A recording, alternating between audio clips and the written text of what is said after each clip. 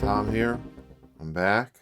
Today I'm talking about Rad. So I'm going to talk about the movie and compare the three different releases.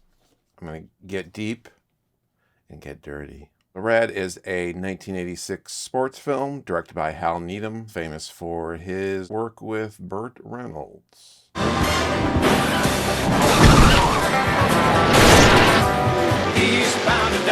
The movie centers around the burgeoning BMX craze that was happening at the time. I even actually had a BMX bike in the late 80s, if you can believe it, as not nimble as I am. But only for a few months, I think. It was actually stolen out of our garage by some, mystery jag. That's probably for the better. I probably would have injured myself, as I often did, attempting anything athletic. Did somebody hit you? Is this some kind of fucking joke or what, man? Maybe this guy needed it more than I do. He's on parole from being a child molester, trying to get a job bagging groceries. He needs a bike to get there to improve his status as a citizen. So I think it ended up for the better. Water off a duck's back. Not bitter at all. No. It's fine. There's just no justice. This experience has changed me.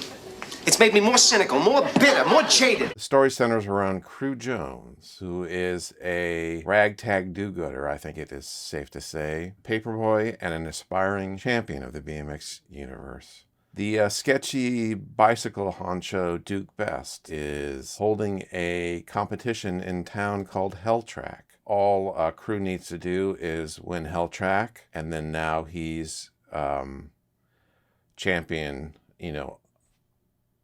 of bikes, I guess. Or I don't know what the title is, but let's go with champion of bikes. Go balls out. And Hell Track, basically, I don't know if you ever played Excite Bike. It has the make your own course. Like, you came up with the craziest course ever. Like, let's stay up all night, wired on Tang and Funyuns. My fat idiot friend, I'm going to force him to play it, and his blubbery will be crushed. God damn it! No! It's kind of like that, but it's real. It's in a movie, but it's real within the movie. And the drama amps up because the SATs are taking place at the same time as Hell Track. Where are you going going to college? Well, I had planned to, but qualifying is the same day that my SATs are on.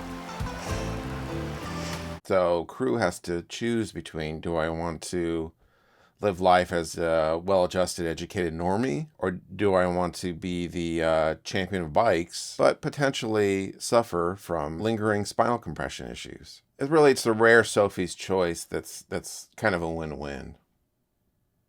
Does that make sense?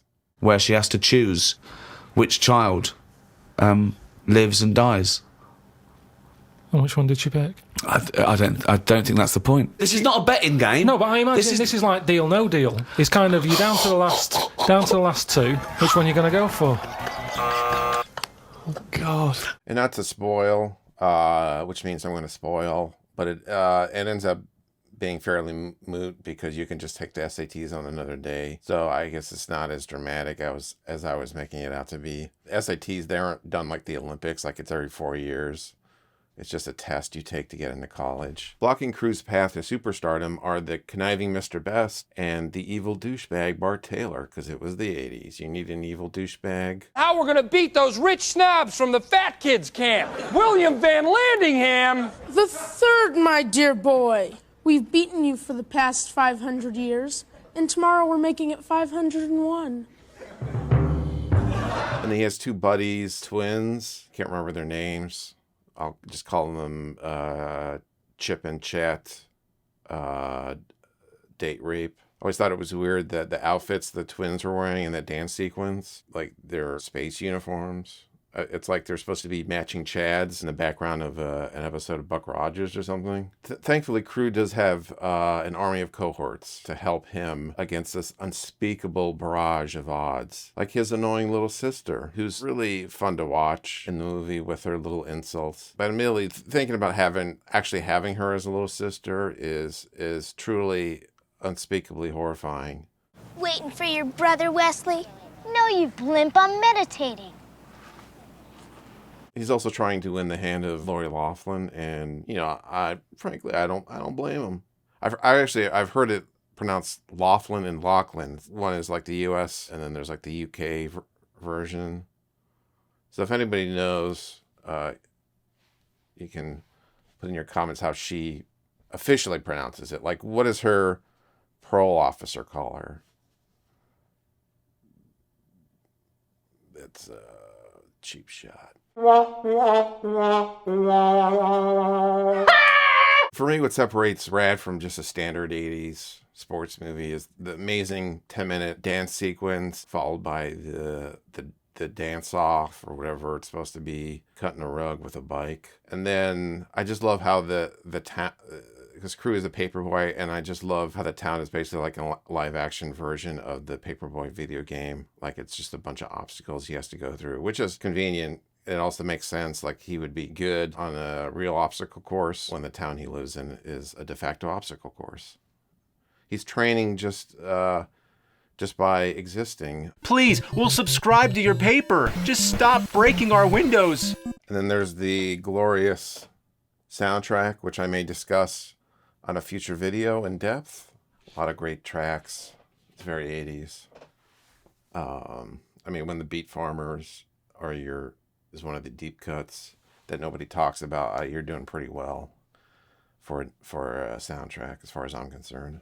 So I don't want to give everything away, but I'll just ask you, the viewer, do you think that Rad has the typical sports underdog ending where the dude throws the Hail Mary into the basket as the period expires and wins the middleweight championship? Like the bicycle version of that. So that's option one. Or maybe it's like the depressing, cynical ending. Like right before he hits the finish line, both his knees explode, and then he heads to the ER, and then the nurse tells him he'll never ride again, so he hangs himself in the bathroom. My darling, I've always loved... Oh no! Prometheus! Prometheus. That general area of ending. I'll let you figure that one out. It's the freestyle rap competition! Rap! A rap, rap, rap! A rap, rap! A rap cap nap! Damn, the science is too tight. Doggy, you did it, bro! Doggy! Get the fuck in here. Enough about the movie. We'll talk about the Blu-ray releases, which are now discombobulated. So I had Rad on VHS, and then there was also a Laserdisc release, and for a long time that was the only way this movie was available until Vinegar Syndrome came out with the 4K UHD Blu-ray combo pack. Most of them come with a holographic slipcover. Mine does not have that slipcover. And then it also comes with the poster guy, and on the back is a map of Hell Track. So you can actually make a D&D version of Rad if you want with your buddies. If you don't want to go outside, but you enjoy bicycles. Mill Creek came out with just a Blu-ray only edition steelbook, shiny steelbook with a slipcover. And then this also comes with a digital copy, which I don't really need. Mill Creek released a single, just a regular Blu-ray edition, plain and regular. So transfer-wise, all three Blu-rays are the same. Obviously, if you want it on 4K, UHD, you have to get the Vinegar Syndrome release. The audio for the Vinegar Syndrome, you got a 5.1 surround option and a stereo option. For the other two releases, you only get the same 5.1 surround track. I don't think this is that big of an issue because it sounds pretty faithful to the original. So it's not like a revisionist mix or anything like that.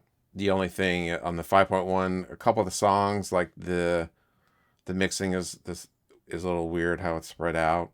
And they don't sound that different from each other, really. All three releases have English hard of hearing subtitles, and the Blu-rays discs are locked region A. Now I'm going to go over all of the extras. Vinegar Syndrome, you get 3 commentaries. Commentary 1 is Talia Shire and Robert Schwartzman, the son of the producer. Commentary 2 is star Bill Allen, who played Crew. And commentary 3 is Bill Allen, Bart Connor, writer Sam Bernard, and a bunch of the BMX writers. I've only listened to the third commentary.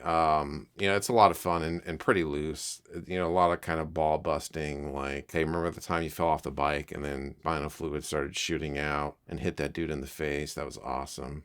I'm paraphrasing, but, it's fun stuff like that. It also has an interview with Hal Needham called The Stuntman Directs. There's also a 16-minute interview with writer Sam Bernard. Pretty fun 9-minute doc about the 20th anniversary reunion that took place somewhere up in Canada, around where it was shot. And then a 25-minute collection of interviews with cast crew and stunt writers. You also get 3 vintage archival extras. You get the video for the John Farnham Ass Ripper Break the Ice. A 5-minute promotional featurette featuring interviews and behind-the-scenes footage. And 11 minutes of vintage archival interviews, parts of which are used in the featurette. Hal Needham is really a highlight on this particular disc, like the 2 interviews they have with him. He's pretty awesome to listen to. To me, I always appreciate people with talent. I don't give a damn if you're world's champion marble shooter, you've accomplished something. The one problem with the vintage extras is that they're converted from 30 frames to 24 frames pretty poorly.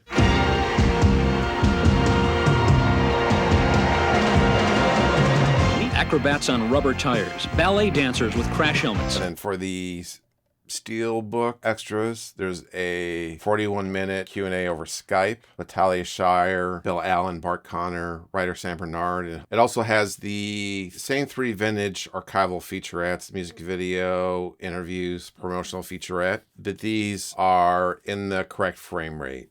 Regular edition, whatever you want to call this. By Mill Creek. You have a featurette with voiceover from Bill Allen called Against the Odds. It's about 10 minutes. He sort of talks about his entire career and landing the job and working on the movie. Another voiceover featurette, this time with Sam Bernard, the writer, called Breaking the Ice. It's about 12 minutes. And he talks about his entire career and writing the movie. Ace in the Hole, Hal Needham in the 80s is a 13-minute featurette. Don Gurisco doing the voiceover, talking about Hal's directing career in the 80s. And again, you have the behind-the-scenes interviews and featurette and the music video that were on the other 2 releases. And again, this is the correct frame rate. And you also get the trailer for the theatrical re-release. Notably, none of the releases contain the deleted scenes, which were used in the TV version of Rad.